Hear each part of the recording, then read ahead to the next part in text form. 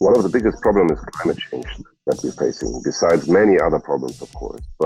And we believe, right now, doing nature preservation, so forth, it's an effort. You always have to sacrifice something.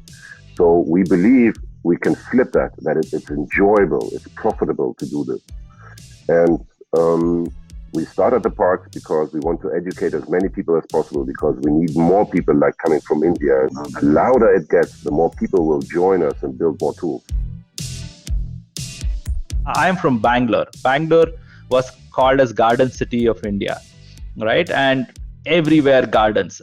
That was 20 years back. Now it is called Red City because of all the pollution and other things, not enough parks. So what happens is that increases the temperature, it kind of changes the environment, even the people, right?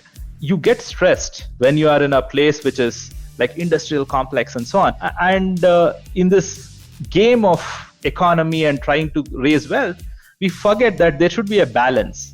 At the end of the day, balance generates more wealth in the long term. So I would say it's a very international community of developers that came and followed our call to this hackathon today. I've seen a lot of cross-collaboration happen between the teams, but we also have experts and jury members that were popping in and providing advice. Winners of previous hackathons or other actors who are very much involved in this movement, and they've been providing their input in real time, so that helps in the prototyping process. There are different ways to create value. We are showcasing how to create value through art. So imagine if Park can create its own art and it can sell it and make millions of dollars, right? And then it can manage itself, it can hire people, it can take care of itself. It can even expand in the future. For example, we have a tool that is like Tinder for bugs, where you can basically collect those bugs and, there is a ranking if somebody likes this bug or this bug, so they're swiping it left and right. And then they can trade also those bugs or the NFTs of those bugs. It's a fairly interesting tool. So by this, we're basically crowdsourcing, searching for bugs in a park, who has seen the most rare bug. Yeah.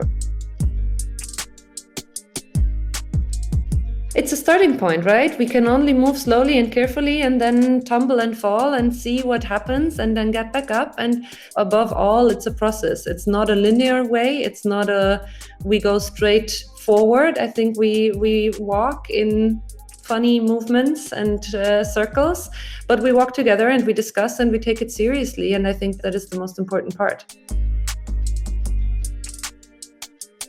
And I believe that there are cities and there are councillors and mayors out there who fully understand that we need a massive paradigm shift. It's finding those, identifying them, and working alongside them. It's not us against them. On the contrary, we want to work with cities and parks that are open-minded and that are curious and see the massive benefit to the city, to the citizens, and to all of those involved. We are doing it for us.